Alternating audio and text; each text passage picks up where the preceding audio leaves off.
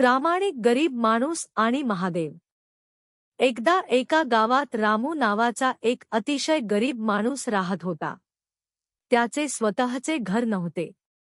गावाच्या एका कोपऱ्यात असलेल्या छोट्याशा झोपडीत तो एकटाच राहत होता। झोपडीचे छप्परही अनेक ठिकाणी फुटलेले होते। पाऊस आला की झोपडीत पाणी गळायचे। रामू खूप कष्टाळू होता। तो गावात छोटी मोठी कामे करून आपला उदरनिर्वाह करत असे। पण काही दिवसांपासून त्याला काम मिळत नव्हते। घरात धान्याचा एकही दाणा नव्हता। त्याच्या पोटात अन्नाचा कणही नव्हता। तरीही तो देवावर विश्वास ठेवून दिवस काढत होता। एके दिवशी सकाळी रामू कामाच्या शोधात गावातून फिरत होता। त्याला कुठेही काम मिळाले नाही। शेवटी त्याने विचार केला, आज तरी काही खायला मिळेल का, म्हणून तो कच्याच्या ढिगायाजवळ काही उपयोगी वस्तू मिळतात का हे पाहू लागला।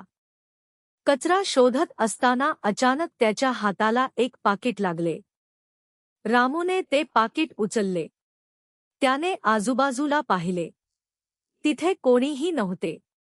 त्याने पाकीट उघडले आणि पाहिले तर त्यामध्ये खूप सारे पैसे होते। एवढे पैसे त्याने आपल्या आयुष्यात कधीच एकत्र पाहिले नव्हते। रामूच्या मनात विचार आला, हे पैसे मी ठेवले तर माझ्या घरात अन्न येईल, झोपडीची दुरुस्ती करता येईल, काही दिवस मला कामाची चिंता करावी लागणार नाही। पण लगेच त्याच्या मनात दुसरा विचार आला, हे पैसे माझे नाहीत। कोणीतरी गरीब किंवा श्रीमंत माणूस हे पैसे गमावून बसला आहे। त्याला किती चिंता वाटत असेल। मी हे पैसे स्वतःकडे ठेवले तर ते चोरी करण्यासारखे होईल। देव महादेव मला कधीच माफ करणार नाहीत। रामू बराच वेळ विचार करत राहिला। शेवटी त्याने स्वतःसमोर 3 पर्याय ठेवले। पहिला पर्याय, हे पाकीट पोलीस स्टेशनमध्ये जमा करायचे। दुसरा पर्याय, हे पैसे गावातील गरीब लोकांमध्ये वाटून द्यायचे। तिसरा पर्याय, हे सर्व पैसे महादेवाच्या मंदिरात दान करायचे। रामूने तिन्ही पर्यायांचा विचार केला। तो म्हणाला, पोलीस स्टेशनमध्ये दिले तर योग्य आहे। पण हे पैसे खरोखर त्यांच्या मालकापर्यंत पोहोचतील का? गरीब लोकांना वाटले तर माझ्यासारख्या अनेक लोकांना मदत होईल। पण हे पैसे माझे नाहीत, त्यामुळे मी स्वतःच्या इच्छेने ते वाटणे योग्य आहे का? शेवटी त्याच्या मनात एक विचार आला, हे पैसे महादेवाच्या चरणी अर्पण केले तर महादेव सर्वांचे आहेत।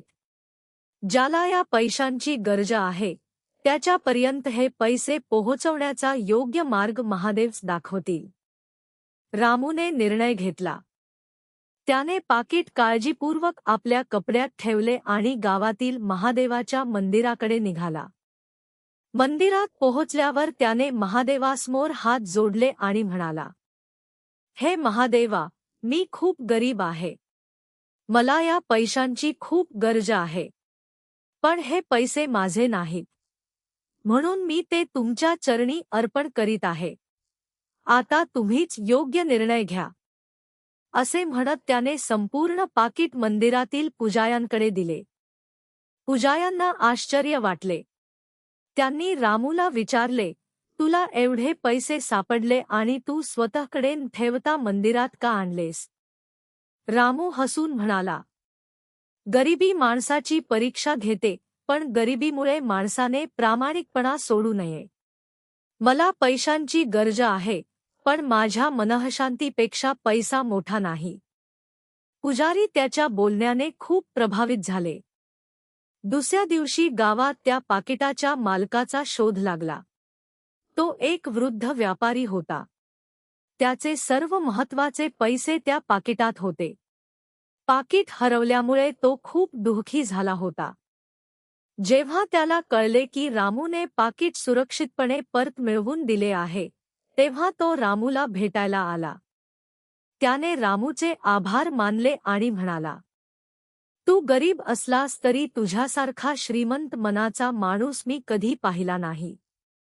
त्या व्यापाऱ्याने रामूला बक्षीस म्हणून काही पैसे दिले आणि त्याच्यासाठी गावात एक छोटेसे कामही सुरू करून दिले. रामूच्या आयुष्यात हळूहळू बदल होऊ लागला. त्याला नियमित काम मिळू लागले. त्याने आपल्या झोपडीची दुरुस्ती केली आणि पुढे गरजू लोकांना स्वतःच्या कमाईतून मदत करू लागला. त्या दिवसापासून गावातील लोक रामूला एका गरीब माणसाच्या नावाने नव्हे तर प्रामाणिक रामू म्हणून ओळखू लागले. बोध: पैसा गमावला तर पुन्हा मिळू शकतो, पण प्रामाणिकपणा आणि विश्वास गमावला तर तो परत मिळवणे कठीण असते. गरिबी ही लाजेची गोष्ट नाही, पण गरिबीच्या परिस्थितीतही प्रामाणिक राहणे हीच खरी श्रीमंती आहे.